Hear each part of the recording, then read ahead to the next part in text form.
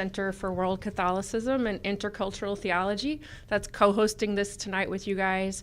And your speaker is our director, Bill Cavanaugh.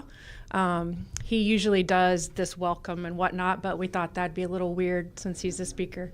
But my colleagues, Marlon Aguilar and our student assistant, Elliot, are back at the live stream table back there. So they're live streaming this for people that wanted to join online. Just to tell you a little bit about this center, we've been here at DePaul, part of the Catholic Studies Department since 2008, I believe. And we're very small, but we try to do robust programming each year. We host visiting scholars from the Global South, which is our focus, Asia, Africa, and Latin America. We currently have a scholar visiting from the Philippines. And we do various events throughout the year, speaker events, like the talk Bill will give, but with on issues focused on the church in the Global South most of the time. Often those deal with social justice issues and the growing number of Catholics that are there as opposed to the Northern Hemisphere.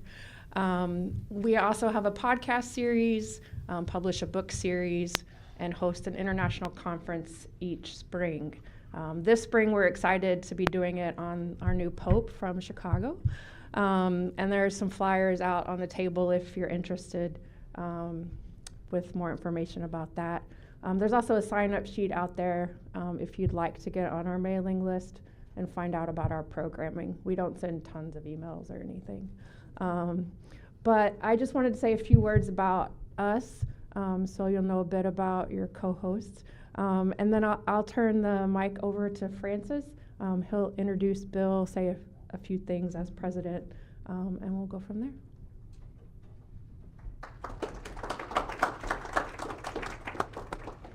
One more time for Karen, please. She was so wonderful setting this all up, organizing all of this.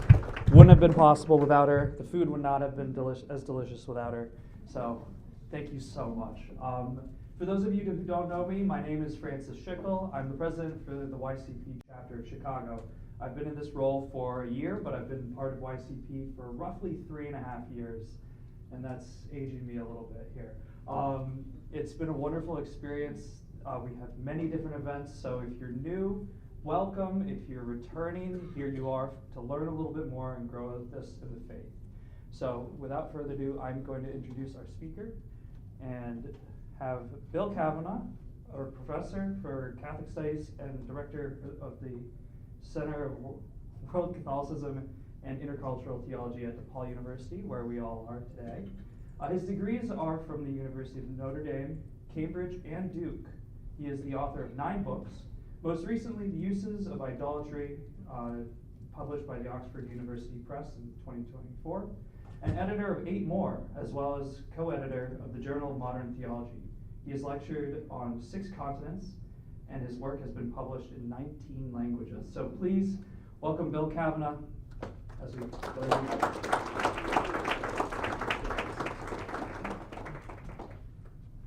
Thanks so much, Francis, for the kind introduction and for the invitation to do this for you all. This is my first introduction to the YCP, and I was a little shocked to understand that I was not invited because I'm a young Catholic professional. I'm an old Catholic professional. We got the first time we were talking, we were talking about our backgrounds and discovered that Francis was actually in the dorm with my son at Notre Dame and Knott Hall. So he's one of the Knott men. So go Irish. So thanks for coming, and I want to talk a little bit about what it's like to be an old Catholic professional in the field of theology in particular. So I'm a theologian. I teach theology in the Department of Catholic Studies and direct the center. So faith is my job. And it's not always obvious that being an academic theologian is going to nurture one's spiritual life, right? There's a certain kind of fatigue that can set in. You know, if you work in a candy factory, you come home, you're going to want tofu and a salad, you know. So it might be easier for an accountant to develop a spiritual life rather than something that's, you know, where you are kind of doing theology 9 to 5, as it were. There is a sense in which a theologian knows too much about the church and all of its warts and so on. For every reason somebody can give me for leaving the Catholic Church, I can give you 2 more. And there are things, I mean, for example, have you ever heard of the Cadaver Synod of 897? When one pope had his predecessor dug up and put on trial. And I don't want to spoil anything for you, but it didn't go so good for the dead guy. So, and there's, you know, the sexual abuse and Christian nationalism and marginalization of certain groups of people in the church and so on. So it's sometimes you get a lot of bad news. And there's too little company amongst academics, even at a Catholic university, for being a practicing Catholic. You don't get any cool points, even at DePaul, for being a practicing Catholic. And those of you who are around DePaul know what I'm talking about. So in many ways, it would be easier to be a non-believer, but I'm a believer. And one of the reasons is that my work has led me to doubt that there really are such things as non-believers. We tend to divide people into believers and non-believers, but I think it's really not that simple because everybody believes in something. So the really interesting question is, why do you believe what you believe? And so I have a tendency to just think, don't tell me you're a non-believer. Tell me what you believe. I'll tell you what I believe, and then let's have a conversation. So moving from religious to non-religious or vice versa doesn't make that question go away. So what do you believe in and why? And that's kind of the theme of my latest book that Francis just mentioned, The Uses of Idolatry. So I argue that we really don't live in a secular society. We live in a society where people worship all kinds of things. And so I have chapters on nationalism and consumer culture and so on. And I'll say more about that later. But what I want to focus on now is why I'm a practicing Catholic. And I'm going to give you 2 basic reasons. The first is I like being Catholic. And the second is that I think in some non-trivial sense it's true. That doesn't mean all other belief systems are false, but I think it's true. And so, did the true not come out there? It just says, I think is, in some non-trivial sense. And for some reason, the true got it. So the last word on there is is true. Boy, that doesn't bode well, does it? Okay. So let me start talking about the first one first. I like being Catholic, so I want to talk a little bit about how I was raised.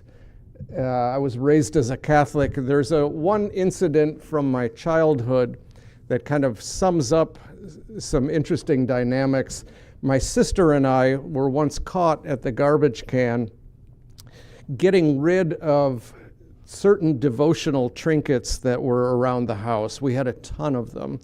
Either because my aunt, my favorite person in the whole world, she was a sister of St. Francis, school sister of St. Francis. She would bring us things, or we would win them at Catholic grade school. And I, in my youthful arrogance, at some point just decided we had too many of these little plastic devotional statues around the house. So my sister and I got rid of some. And there's something about that incident that tells me something about the intersection of 2 worlds. One is the kind of thick Catholic culture that my parents grew up in. My mom grew up on in a German farming community in Wisconsin. people that had fled the Kulturkampf in Germany in the 1870s, the kind of attempt to wipe out the Catholic Church in Prussia.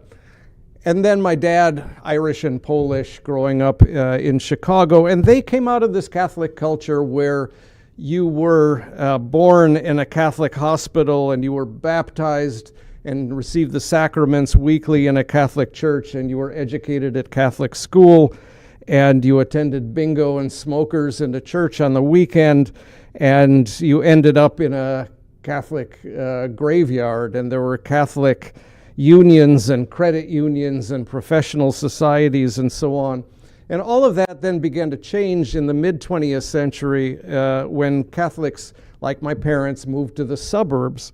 And so in the wake of Vatican II, there is this kind of meeting of this thick Catholic culture with suburbia. My church in St. Charles, Illinois, went from the big bloody crucifix before Vatican II to the happy Jesus, kind of in a sunburst behind the altar. And instead of singing "O Sacred Head Surrounded," we were singing "Let It Be" by the Beatles. Seriously, we sang that at a school mass. And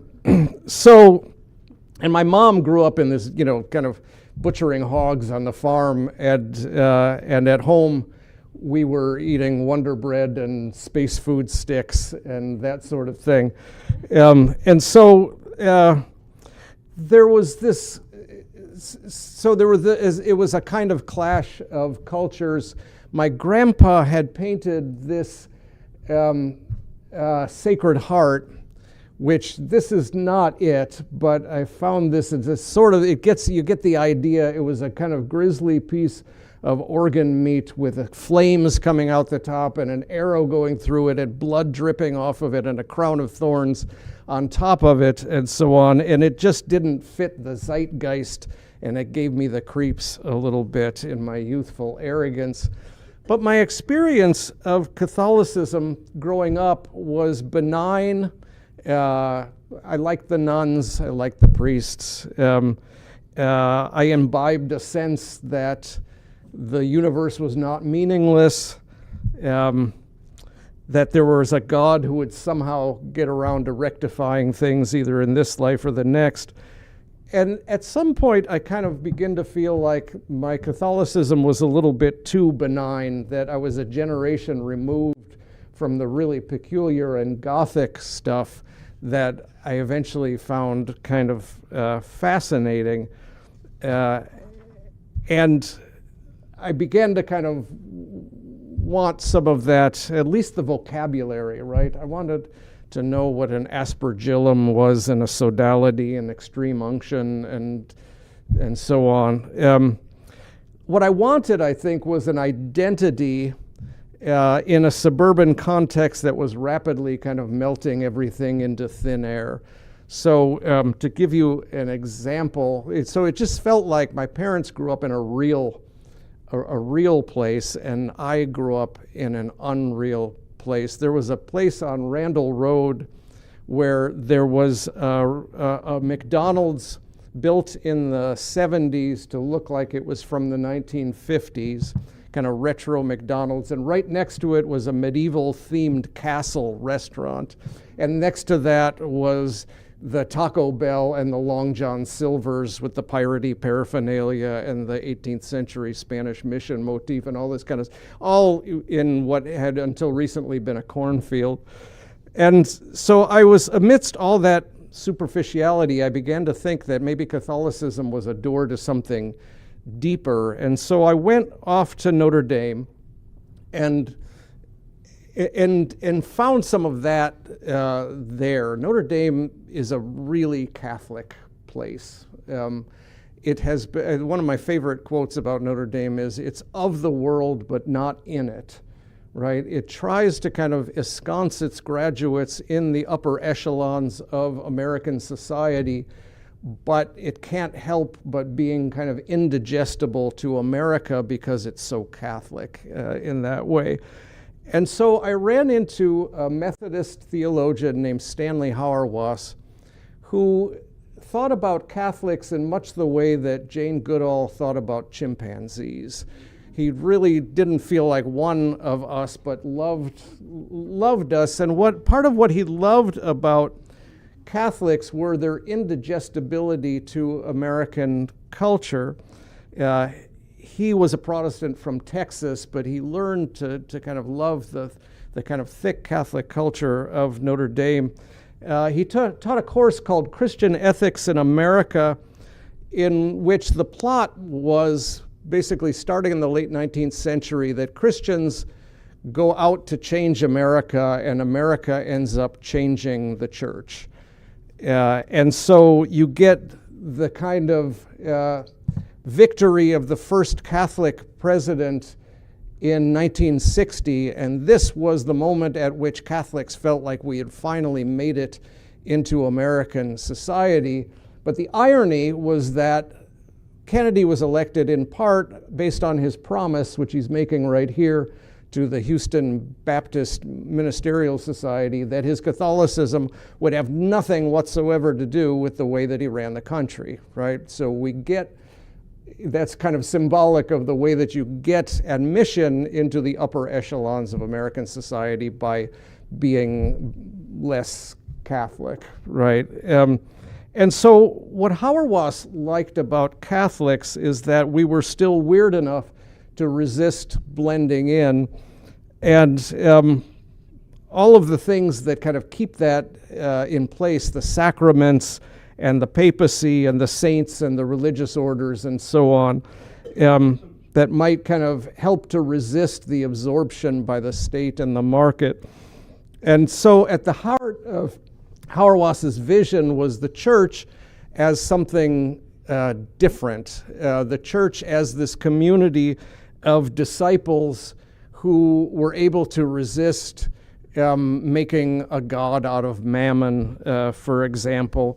And so after college, I spent a few years I was a chemical engineering major when I went into Notre Dame, and then I got hooked on theology.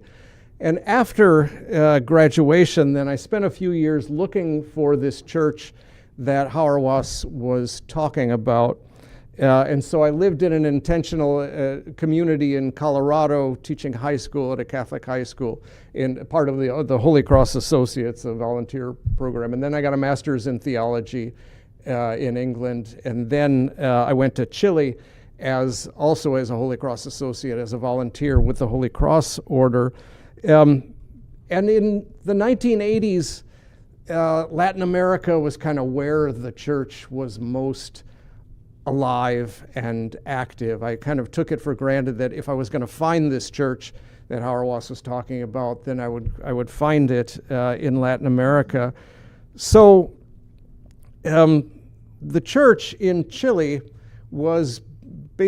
had become the most important node of resistance to the military regime that had taken power in a coup in 1973. So I was there in the late 80s for a couple of years.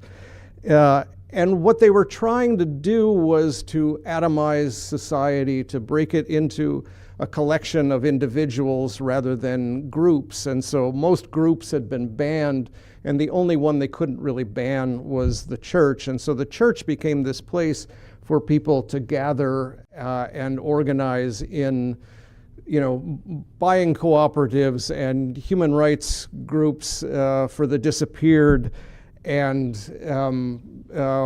worker cooperatives and so on. And the kind of center of protest against the military regime. And so this is a group, the Sebastian Acevedo Movement Against Torture, which is founded by a Jesuit. They would do little kind of flash liturgies in front of places that they knew that people were being tortured. And I helped run a cooperative building project in the shantytown where I lived, and it was a really formative experience for me in a kind of Catholicism that was really alive.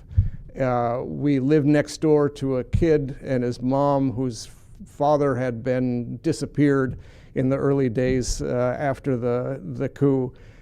And the neighborhood was, it was conflictive, it was violent, but there was a really kind of sense of solidarity around that was often kind of organized around the church as well.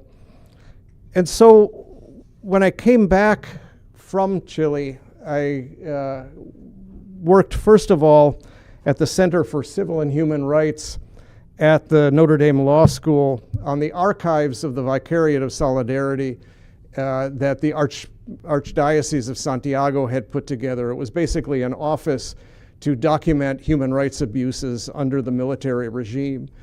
And so there wasn't much they could do, but at least they could document it. And so what I did for 6 months is develop a database and then just read account after account of people's tortures.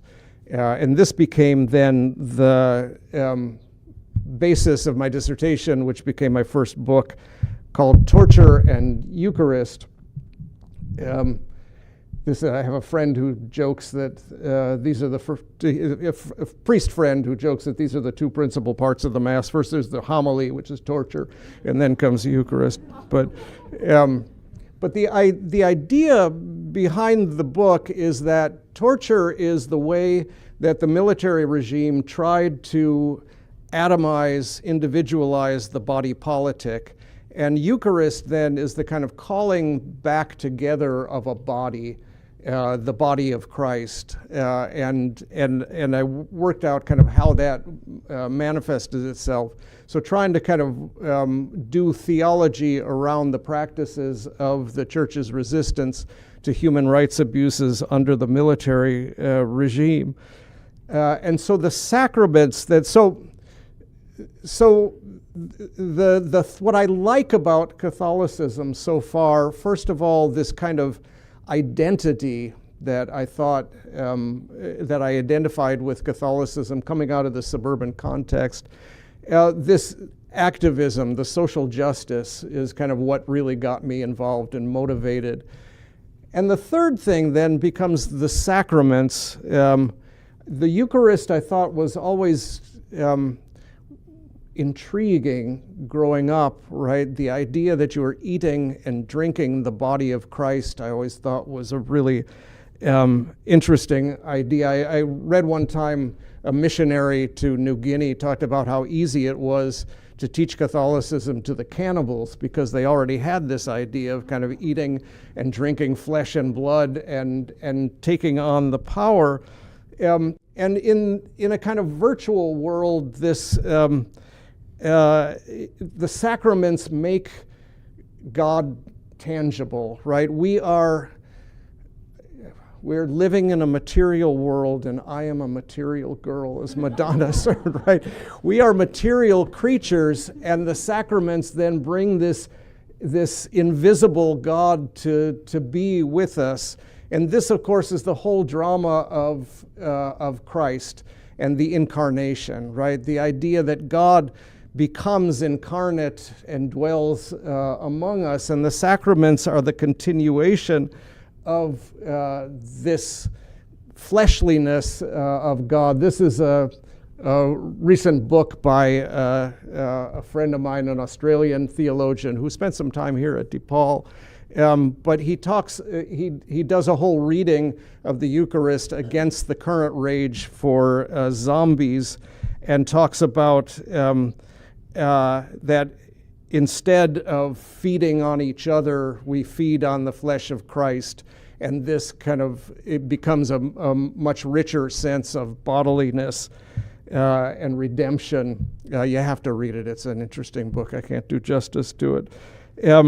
But part of what is important about the sacraments to me is that it makes sense of this kind of our bodily nature, and it gives me something to do, right? That's one of the things I really like about Catholicism, is that it gives me something to do, right? It has all of these rich practices that you go rooting around in the attic of Catholicism, and you're always finding more and more kind of practices that there are. So part of what I do besides going to Mass on Sunday. Part of what I do in the morning is a 10 or 15 minutes of prayer based on the readings.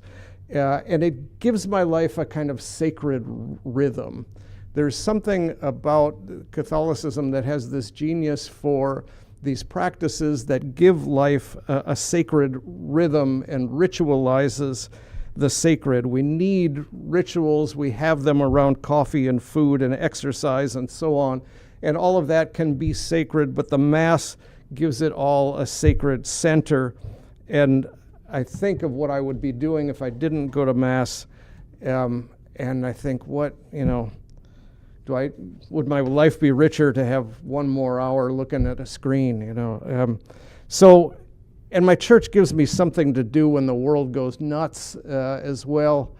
When this is what life is looking like on the streets, then I can go to my parish's migrant ministry. We've converted a school into a hub for migrants.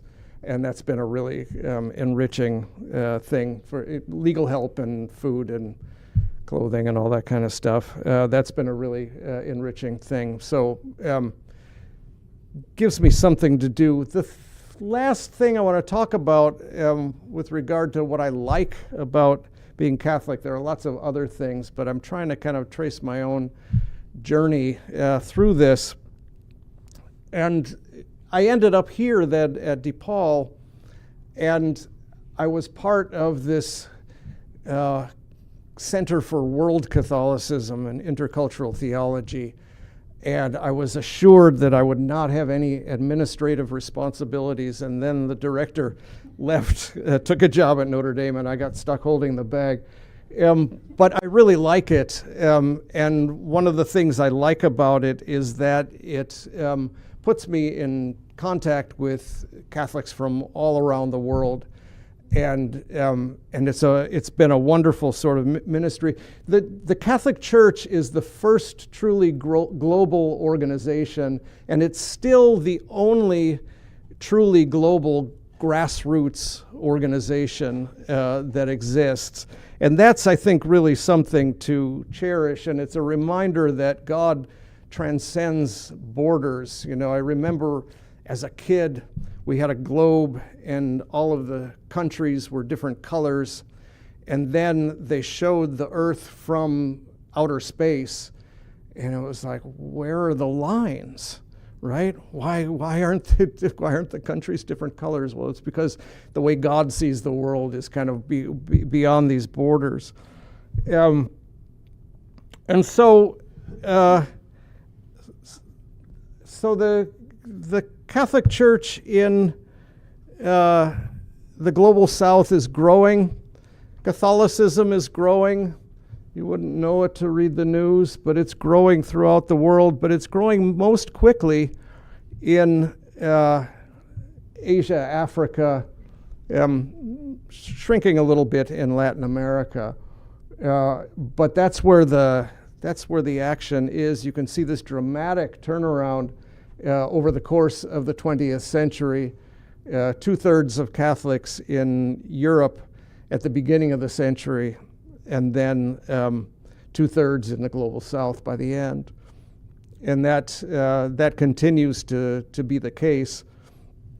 Africa and Asia's share of the world's Catholic population continues to increase. And it's not just quantity, but there's a quality to what's going on. This is Enugu, Nigeria. We've done a couple of conferences there. They have on Friday nights this all-night Eucharistic rave. It's Eucharistic adoration that starts at 8 o'clock on Friday night, and people go home 4:30, 5 o'clock in the morning. And so they have Mass, they have adoration, it's dancing, it's incense, it's preaching intermittently throughout the night.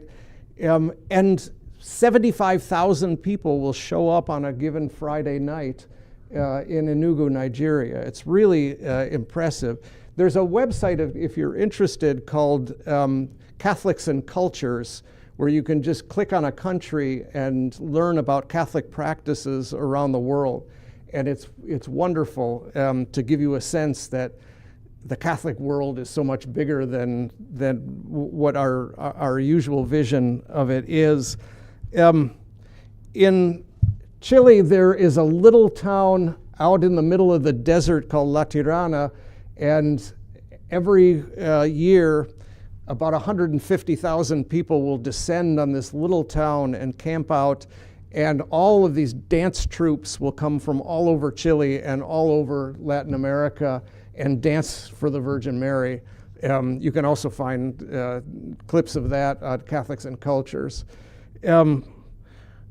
There's, I could go on and on. There's work being done in the Philippines against the extrajudicial killings.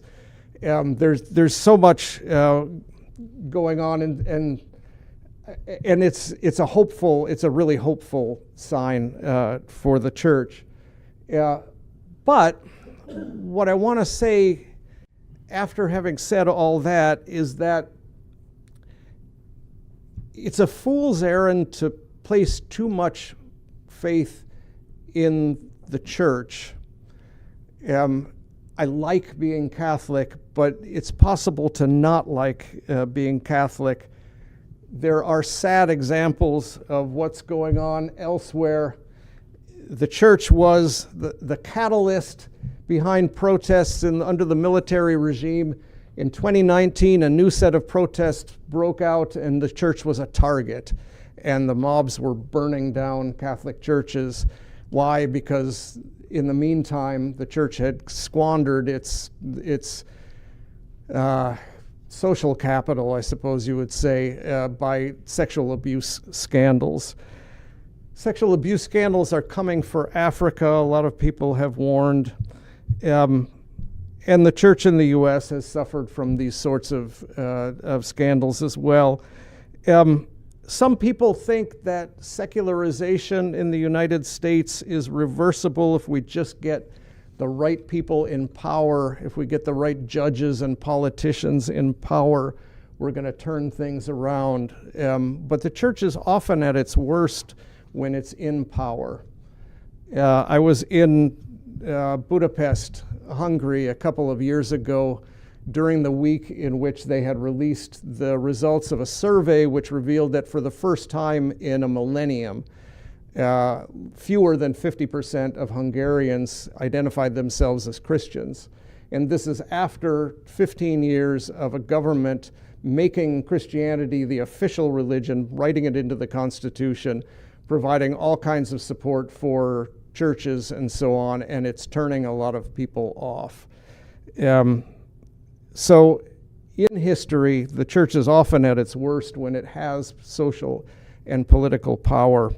Which brings me then to the final and second reason I like that I am Catholic is because I think in some non-trivial sense it's true, right? You can look at the practices and the wonderful comrades that we have in the church and the saints, but ultimately what it all is based on is whether or not you think that the message of Catholicism is true. To say it's true does not necessarily mean that everything else is false, right? But in some deep sense, the idea that what we believe is true has to be, we need to do theology and not just sociology. And so we tend to divide the world into believers and non-believers as if there are people that believe things that they can't prove, and then there's other people who have only facts. And that just doesn't seem to me to be the way that the world works. It seems to me that everybody believes in something that we can't prove. If everything were subject to rigorous proof, then we'd all believe the same things. But people have widely differing worldviews, and rather than separate people into believers and non-believers, again, tell me what you believe, and I'll tell you what I believe, and let's have a conversation. And I came to this way of thinking mostly by observing what people do. It seems like everybody is looking for something, right? That's Eurythmics. So if you prefer Springsteen, right, everybody's got a hungry heart. There's this deep longing in the human heart for something more than mundane existence. And it seems like everybody is looking for transcendence in one way or another. The famous commencement address by the novelist David Foster Wallace at Kenyon College, he says, "In the day-to-day trenches of everyday life or adult life, there's actually no such thing as atheism. There is no such thing as not worshiping. Everybody worships. The only choice we get is what to worship.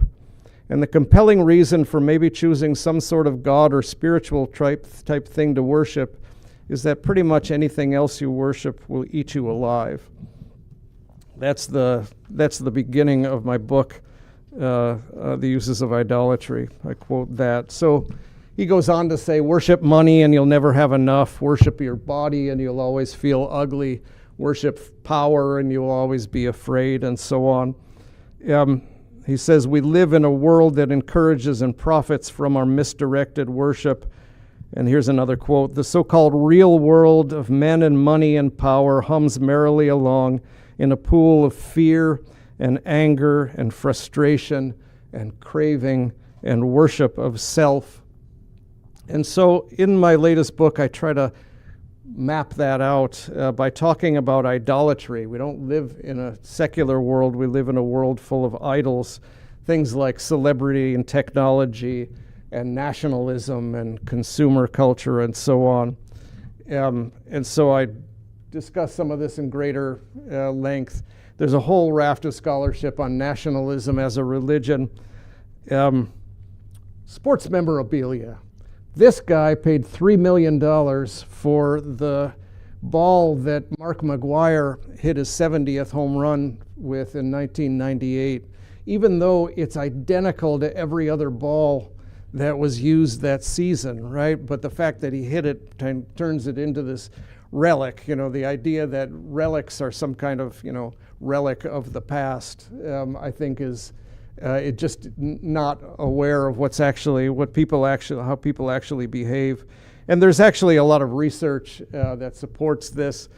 There's a study done in the journal Marketing Science by two teams of researchers, and the study is called Brand's Opiate of the Non-Religious Masses. And they basically find that the more untethered you are to a traditional religious framework, the more you will find identity in brands. And they do 4 different studies that show this. The name is a riff on Karl Marx, of course, religion as the opiate of the masses and commodities as fetishism. So Karl Marx thought that people made a god out of things, and he thought everything was going to be great if we could just get rid of the gods. And I think he was really spectacularly wrong about that, right? The estimates of the people that were killed under communist regimes are between 70 and 110 million people. So I don't think that getting rid of God is the answer. It just doesn't seem to answer my questions. I ask questions like, where did the universe come from? There is a physicist, Lee Smolin, who calculated that things like the strength of gravity and the cosmological constant have to fall into extremely narrow ranges for life to be possible. He said the possibility that this happened by chance, he calculated, are 1 in 10 to the 229th power. Another physicist, Nobel Prize winner Roger Penrose, estimated that the odds of the Big Bang's low entropy, highly ordered condition existing by chance are 1 in 10 to the 1,230th power. Now, those are really small odds for the universe existing. And there are physicists who believe that there is no God who get around this by positing multiple universes, right? There are enough universes that you need where at least one of them is going to happen by chance.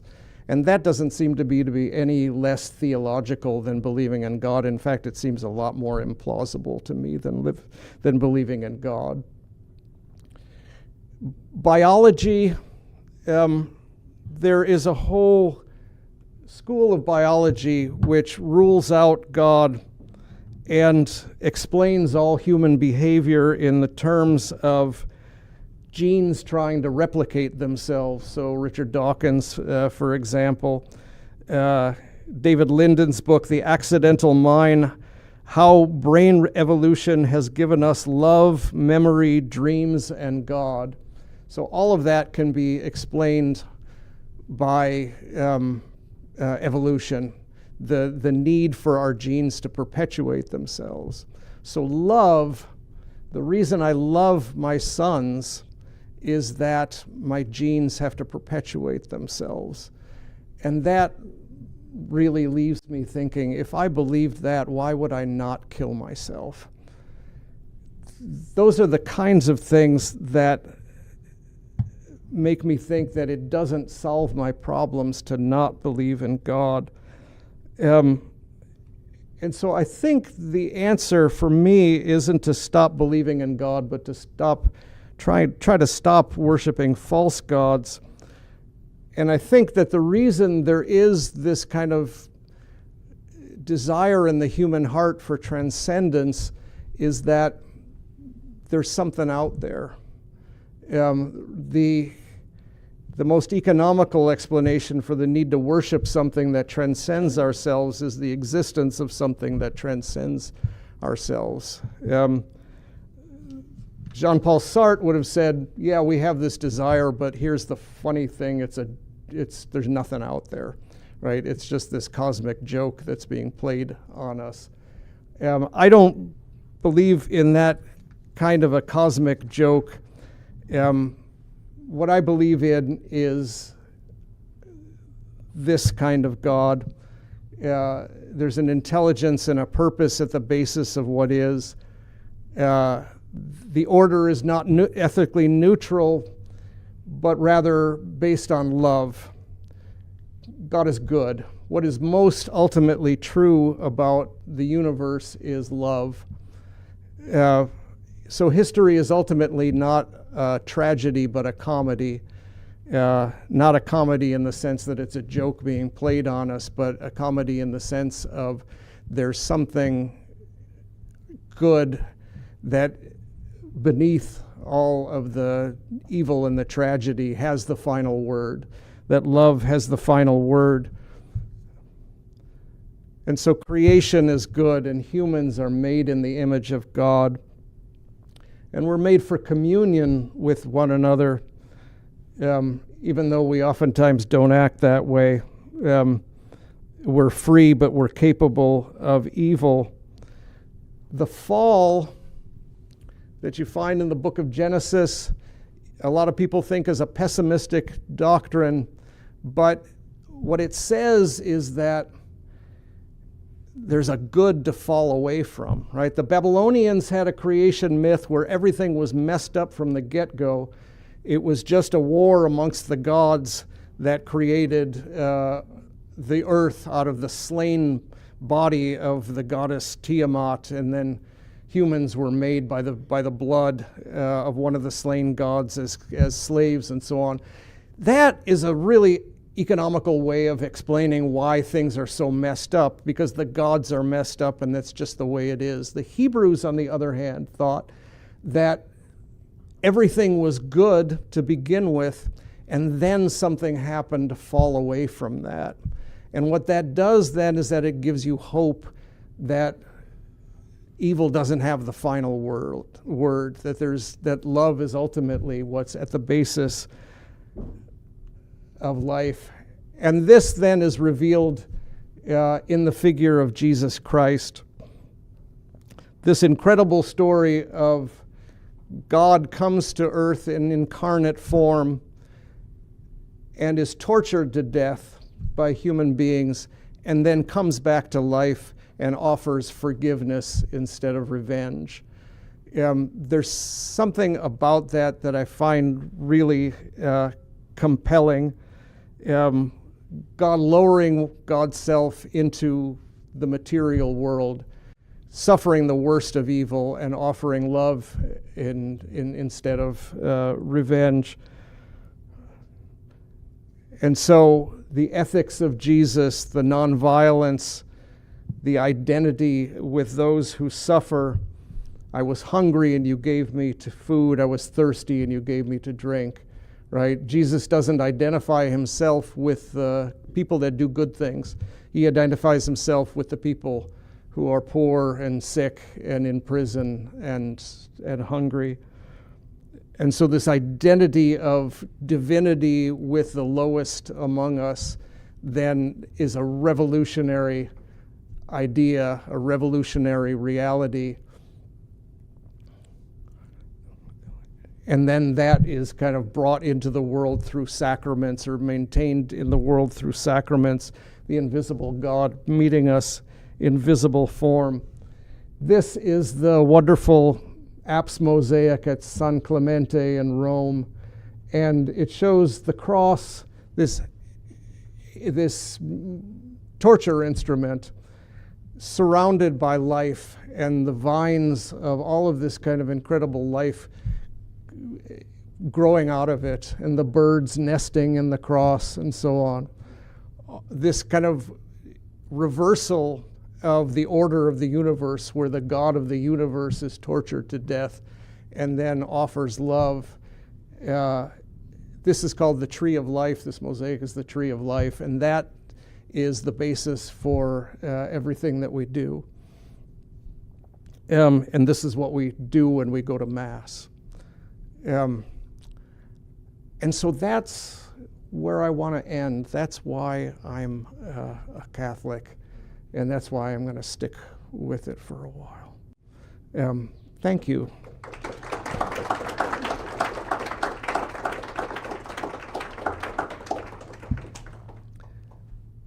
So, if I understand right, we have time for a conversation. If anybody has any Questions or comments? Yeah. I appreciate you. Thank you so much. What do we need to? Oh, okay. Oh, okay. You want me to say? We could pass the microphone around too, I suppose. Okay. No, thank you. Thank you so much. Is it on?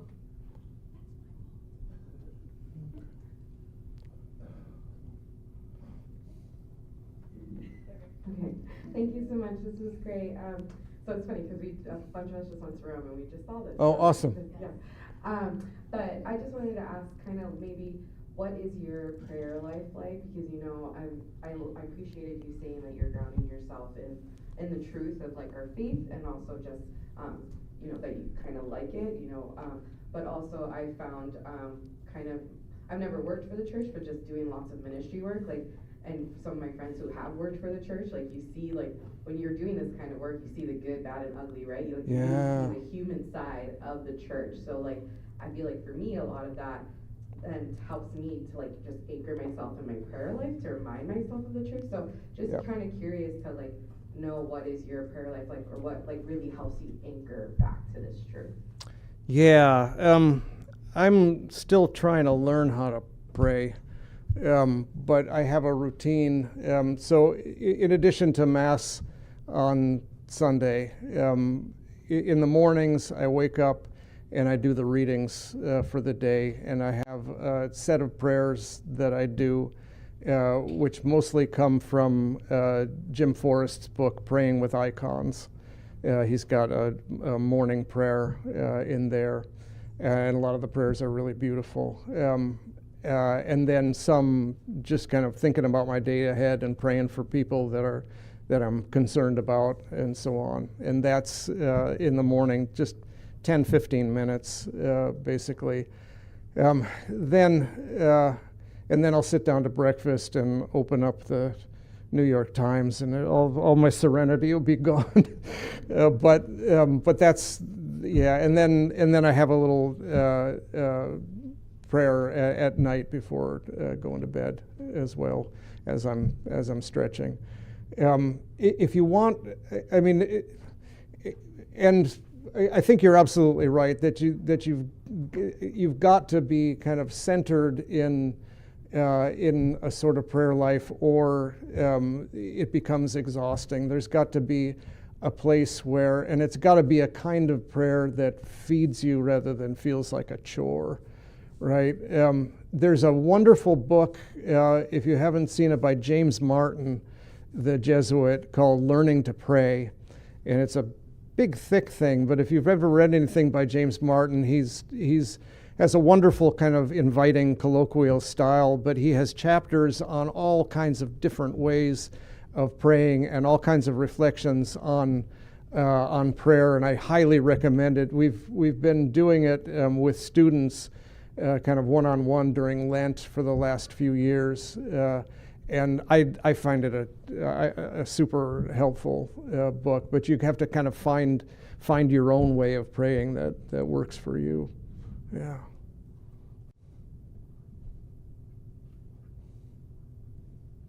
Yeah. I don't know, is it okay if I don't use a microphone? I could talk. But you mentioned a little bit about your chemical engineering, right? You said you started in. Yeah. And then you went into theology.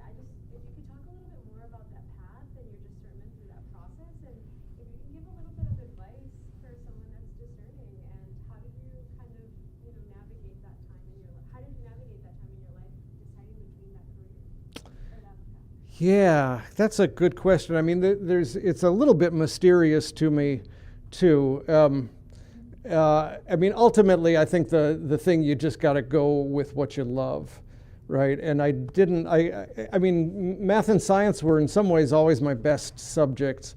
And then I took a theology class, and I don't even think it was a particularly good theology class, but I got really interested in it and got hooked on that. But then part of the discernment, so part of it, I think, is kind of following your heart, which sounds trite, but I think it is true. And that's hard to do if you've got student loans and so on. I understand that, right? But the other thing that I think is really important is relying on other people to help you discern, and not try to do it all on your own. Not be waiting for God to show you a light and say, this is what you need to do. So one of the things that was really crucial for me, because I was majoring in theology, and then I thought I'll go to law school, because how can you possibly make a life out of being a theologian, right? And it was Stanley Hauerwas that I talked about. He said, lawyers are a dime a dozen, he said. He said, you gotta be a theologian. So, sorry to all the lawyers here. He of course was a theologian and wanted me to be a theologian. But what was crucial about that was not the slur against lawyers. What was crucial about that was he was calling me to do something that he saw in me. And that is crucial. The whole idea of vocation is calling, right? That's the root of the word, and that means that we have to call one another and listen to one another. You need to listen to other people say, you're not happy doing that. Your gift is this. Go ahead and pursue that gift. And I think we really need to depend on one another, just as we do in relationships, right? Are you really dating that guy? I mean, you rely on your friends to tell you, right? And sometimes they don't, right? Yeah, I was once engaged to the wrong person, and when I finally got the gumption up to break it off, all my friends said, "Oh, thank God." I was like, "You bastards, why didn't you say something?" Right? And so I ended up marrying the right person instead. So this is basic. Yeah, that's right.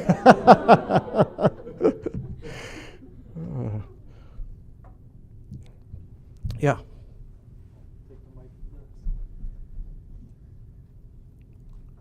Thank you for speaking so much on your personal experiences, your lessons, and your faith.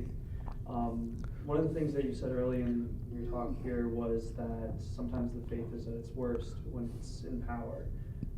Many of us here are called to greater and greater things within our careers, in our futures, and just in preparation for those of us in here for that.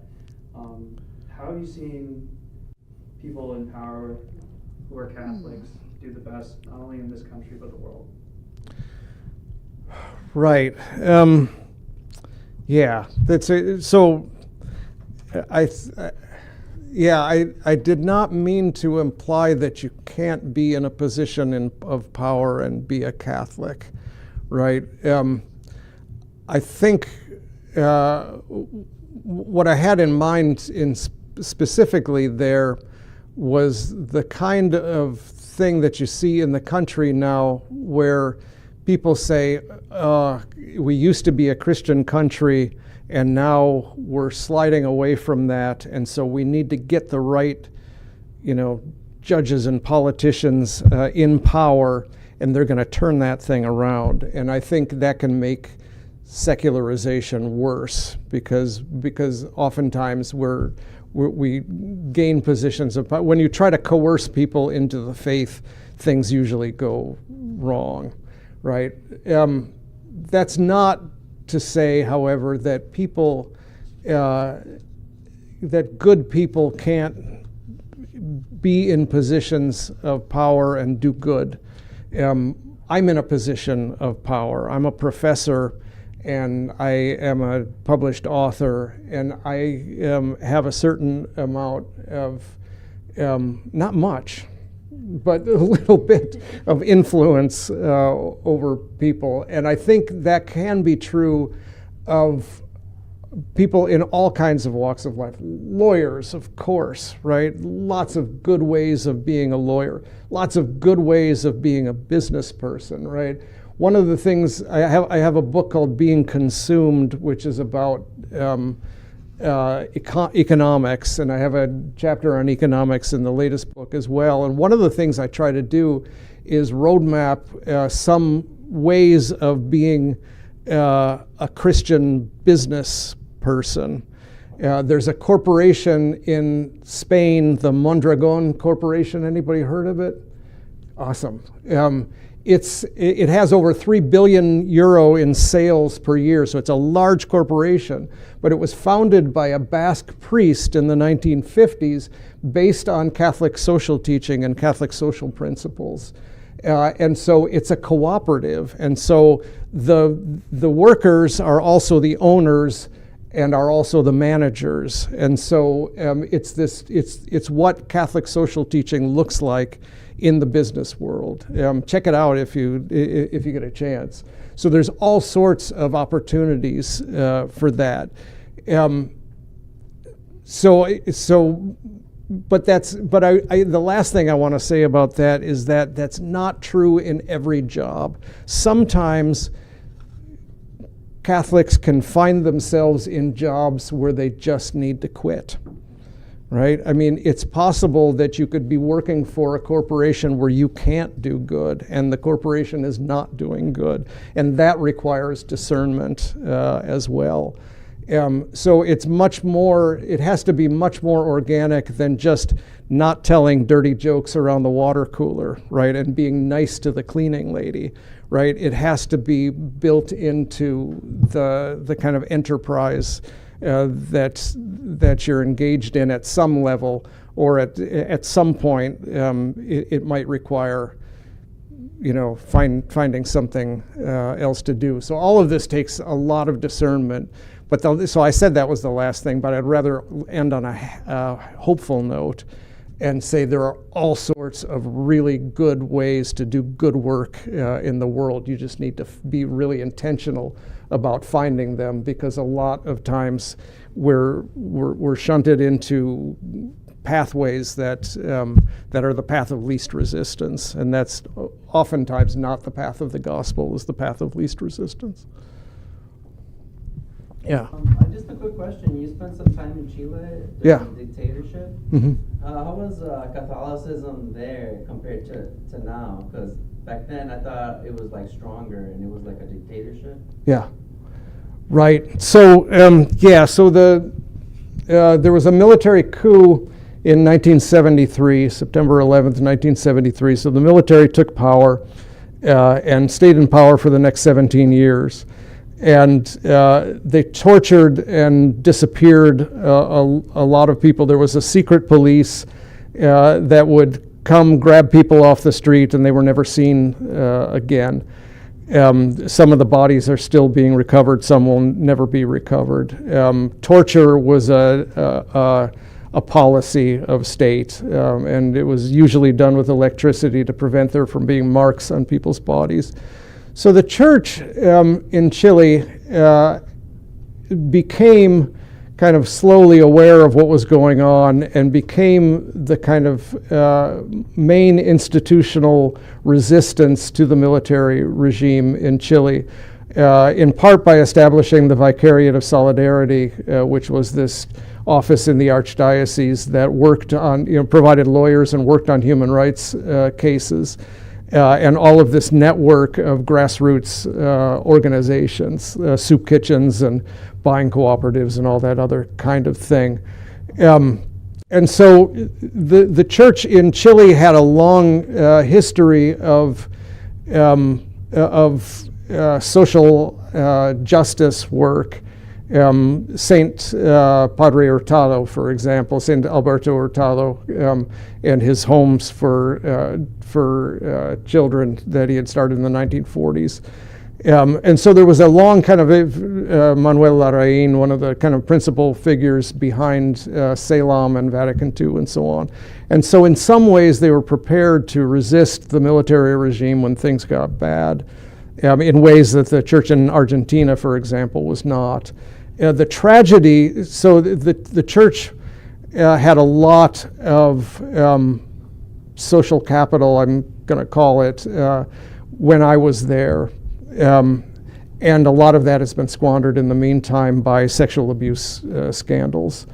And until you get to the point where the church is kind of, Pope Francis called all the bishops of Chile to Rome and made them all submit their letters of resignation. This is how bad things had gotten. And so it's a real tragedy, and it's something that really, really pains me. All right, so I've been thinking about this throughout a lot of your talk. And you said earlier, there's a slide earlier that says, we all worship, we just choose what we worship. Right? Yeah. Or, forgive me if I'm paraphrasing. And I've noticed a lot of my peers leaning on generative AI, right, or ChatGPT. They ask ChatGPT their questions. They basically have therapy with ChatGPT.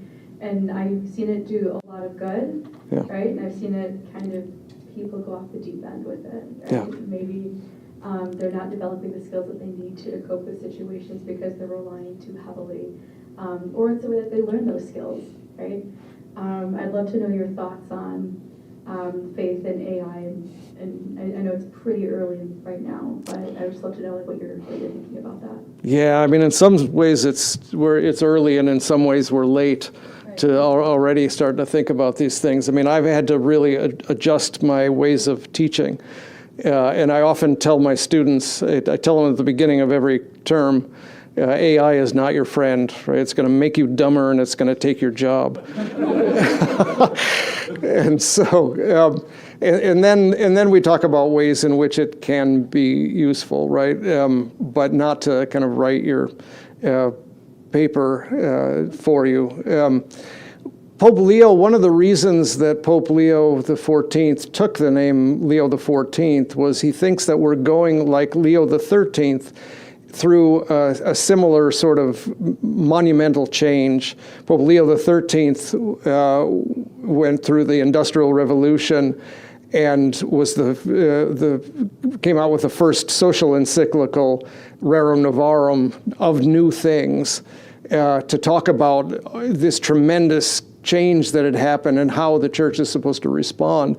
And Pope Leo XIV said that he sees himself at the threshold of a similarly monumental change, and he wants to be a leader in the church, kind of finding humane ways to respond to this. And so he's actually probably going to come out within the next year or two with an encyclical on AI. And so we'll have to kind of wait and see what happens. At our conference in May, we've got an expert on AI, a priest named Father Philip Larrey, who teaches at Boston College, is going to talk about Leo XIV and AI. But it's a lot of the same sort of issues of workers being thrown out of work that Pope Leo XIII was dealing with in the late 19th century. That's kind of going on today. That and the kind of whole kind of dehumanization of our thought. So I tend to be the last person to adopt new technologies. I tend to be kind of hesitant on these sorts of things, but I acknowledge that there's all kinds of good things that technology can bring. You know, when I go to the hospital, I'm glad there are MRI machines, and so I'm not a kind of Luddite. But what worries me is the way in which we bow down in front of new technologies as if there's nothing we can do, as if they were just upon us like a hurricane and there's nothing we can do about it. But we're behind all of these technologies, and we need to be really intentional about that. But there's so many different ways in which technology has taken agency away from us. It's made us able to do incredible things. We have these devices in our pockets that allow us to do incredible things, but in other ways it's so disempowering. You know, we bow down before what we think is the inevitable, and it's not the inevitable, right? We have to take agency. So that's a little bit of a hopeful message, isn't it? Kind of. Yeah. Anyway. Yeah. Yeah. Thanks.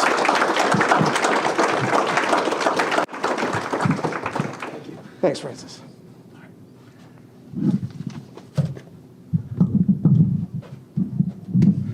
All right, one more time, please.